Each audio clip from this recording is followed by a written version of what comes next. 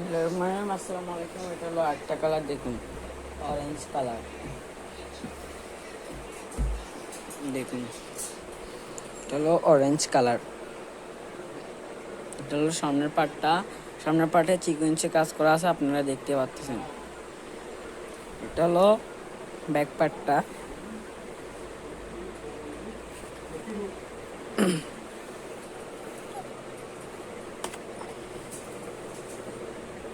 এটা হলো স্লিপসের কাপড়টা।